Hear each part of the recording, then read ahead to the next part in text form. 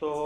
ویسے تو ہمارا یہ پروگرام تھا، جس طرح روایتی طور پر سیاست ہوتی ہے کہ اپنے علاقے میں ایک جرگہ بلا کر لوگوں کو جمع کر کے اور اس میں اناؤنسمنٹ کی جاتی ہے، اسلامی کی تنظیم ہے خدمت،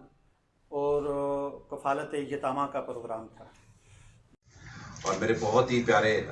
چھوٹے بھائی جو صافی بھائی جو جماعت اسلامی کی جو دیگر اکابرین ہیں،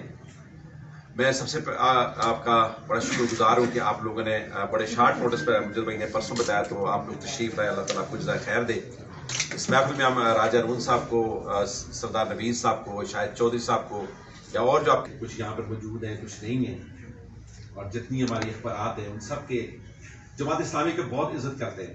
اور اللہ جانتا ہے کہ ہم بھی آپ کی بہت عزت کرتے ہیں۔ ہم مادہ پرستی کے لحاظ سے بات کریں تو ہمارے پاس نہ تو اتنا سرمایہ ہوتا ہے، نہ ہمارے پاس اتنے وسائل ہیں،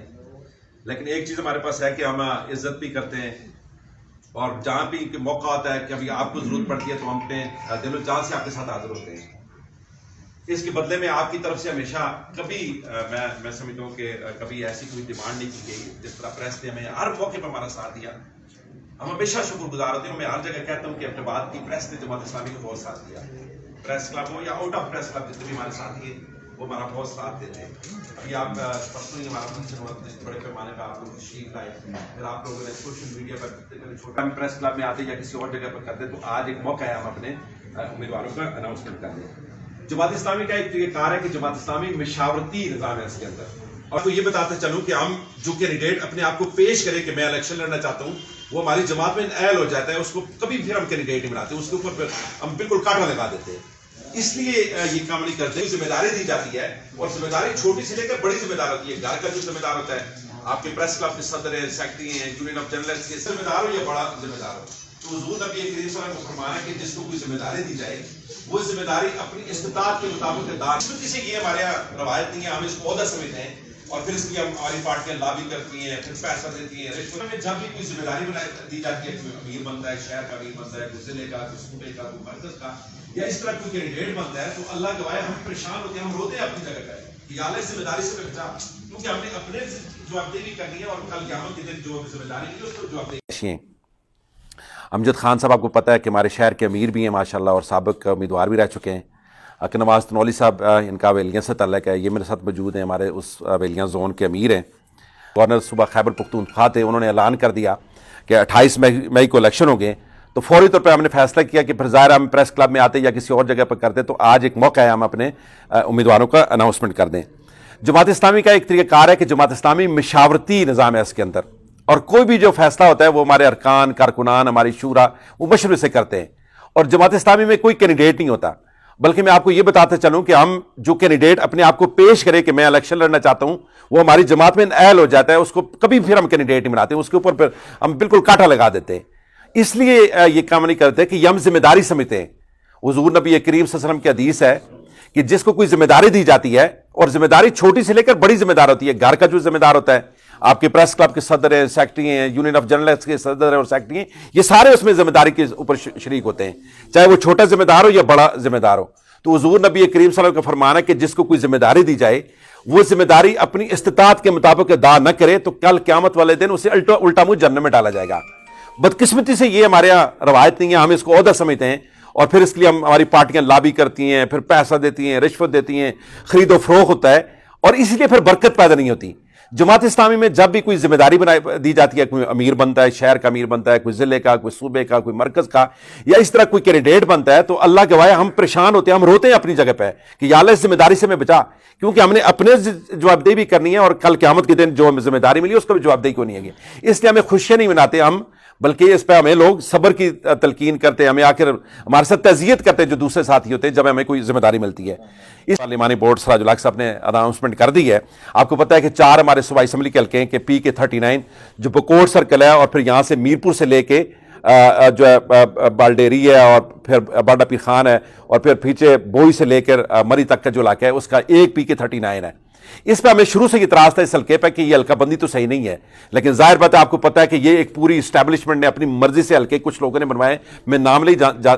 لینا چاہتا، آپ کو پتہ ہے کہ کس نے یہ حلقے بنائے۔ جو بالکل غیر موضوع کے جن پہ ہمیں بہت اعتراض ہے، لیکن بہرحال کورٹ نے بھی فیصلہ دے دیا، الیکشن کمیشن نے بھی فیصلہ کر دیا. جو PK-39 ہے وہاں سے انشاءاللہ عبید الرحمان عباسی صاحب، جیسے میں نے آپ کو بتایا کہ یہ بہت بڑے عالم دین بھی ہیں الحمدللہ، بہت معروف خاندان سے ان کا تعلق ہے، اور جماعت اسلامی کے صوبہ خیبر پختونخوا کے نائب امیر ہیں، بکوٹ سے اوریجنل ان کا تعلق ہے، اور یہاں پیٹ آباد میں بھی، یہاں بالڈیری کے اندر جو ہمارا مرکز ہے اس کے محتمم بھی ہیں، یہاں پہ بھی رہتے ہیں. اللہ کے شکر ہے کچھ دن پہلے جرگہ بھی ہوا تو وہاں کے سارے عمائدین جتنے بھی تھے، قبائل کے جتنے لوگ تھے، جتنی یونین کونسل تھے، ان کے نمائندوں نے بھی ان کو نامینیٹ کیا، اور جماعت اسلامی نے بھی ان پہ اعتماد کیا. تو انشاءاللہ یہ PK-39 سے جماعت اسلامی کے صوبائی اسمبلی کے امیدوار ہوں گے اور بھرپور طریقے سے الیکشن میں حصہ لیں گے، اور انشاءاللہ انہوں نے کمپین بھی شروع کر دی ہے. ماہرین معاشیات کی ایک ٹیم ہے جن کے پاس پورا پلان ہے کہ اس ملک کو ہم کس طرح بنان سے نکالیں گے، سودی نظام کو ختم کریں گے، عیاشیاں ختم کریں گے انشاءاللہ، اور یہ جو پروٹوکول ہے اس کو ختم کریں گے. اور پوری دنیا نے اس طرح ترقی کی ہے، سادگی سے ترقی کی ہے. تو مجھے امید ہے کہ انشاءاللہ اس دفعہ عوام جو ہے وہ جماعت اسلامی کو موقع دیں گے، ترازو کو موقع دیں گے. اور آپ نے دیکھا کہ جس طرح کراچی کے لوگوں نے جماعت اسلامی پہ اعتماد کیا، اس کے بعد پورے پاکستان، اور یہ واحد حال ہے، ان ساری پارٹیوں کو لوگوں نے دیکھ لیا، صرف جماعت اسلامی رہتی ہے. جماعت اسلامی کے لوگ اس دفعہ آزمائیں انشاءاللہ، ہم ڈیلیور کریں گے. اور خاص کر اس ایبٹ آباد کے اندر آپ دیکھیں نا کہ پچھلے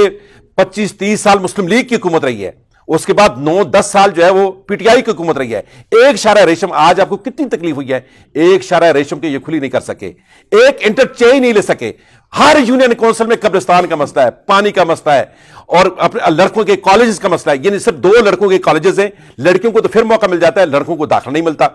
تو یہ صحت کے مسائل کا دیکھیں کہ DHQ کیا صورتحال ہے، کمپلیکس کی کیا صورتحال ہے، کرپشن اپنے عروج پہ ہے، سارے جو ہے اس میں اپنی کرپشن کر رہے ہیں. تو اس ایبٹ کو بھی یہ دونوں پارٹیاں ٹھیک نہیں کر سکی. میں سمجھتا ہوں انشاءاللہ ایبٹ میں اگر عوام نے ہمیں موقع دیا، ترازو پہ مور لگائی، ہمارے ان ساتھیوں کو لوگوں نے آگے لایا، تو انشاءاللہ اس ایبٹ کو جو جس طرح اس کا نام ایبٹ ہے اور جس طرح ایک خوبصورت شہر تھا، اور ہم نے کہا تھا کہ اس تو جس طرح میرا الیکشن کے دوران بھی جو میئر کا الیکشن تھا، ہم نے ایک نعرہ دیا تھا کہ اللہ نے ہمیں موقع دیا تو اس کو استنبول جیسا خوبصورت شہر بنائیں گے، اور ہم بنا سکتے ہیں انشاءاللہ. ہمارا بعد میں جماعت اسلامی کے دست و بازو بنے ہیں. جماعت اسلامی کو ہمیشہ آپ نے سکرین کے سامنے دکھایا ہے، آؤٹ آف سکرین آپ نے نہیں کیا ہے. تو مجھے امید ہے کہ آپ انشاءاللہ اس سے بھی بڑھ کے جو ہے نا آگے بڑھیں گے اور حق اور سچ کا ساتھ دیں گے، اپنے اس علاقے کی ترقی کے لیے، اپنے اس ڈسٹرکٹ کی ترقی کے لیے، اپنے اس علاقے کی ترقی کے لیے. دیکھیں یہاں نوید اکرم بھائی عموماً ہر مجلس میں موجود ہوتے ہیں، آج نہیں ہے، شاید کل وہ بکوٹ میں تھے، تو آج بھی وہاں گاؤں میں ہی ہیں. دیکھیں میں جس علاقے کا رہائشی ہوں، ابھی تو ہمارے ساتھ کیونکہ بالڈیری میں بھی میں رہتا ہوں، مقدس ٹاؤن میں، تو یہ ایریا بھی ہماری 3 UCs ہیں، اس کا حال بھی برا حال ہے، شہر کے ساتھ تھا. لیکن جو ہمارا PK-39 کا سرکل بکوٹ کا ایریا ہے، وہ خیرہ گلی سے لے کر گڑھی حبیب اللہ تک جو 8 UCs ہیں. ہمارا جو مین روڈ ہے جو نتھیا گلی سے منجومہ تک جو روڈ ہے، اللہ اس دفعہ نکلے ہیں اور ہم بھرپور الیکشن انشاءاللہ لڑیں گے. اور پھر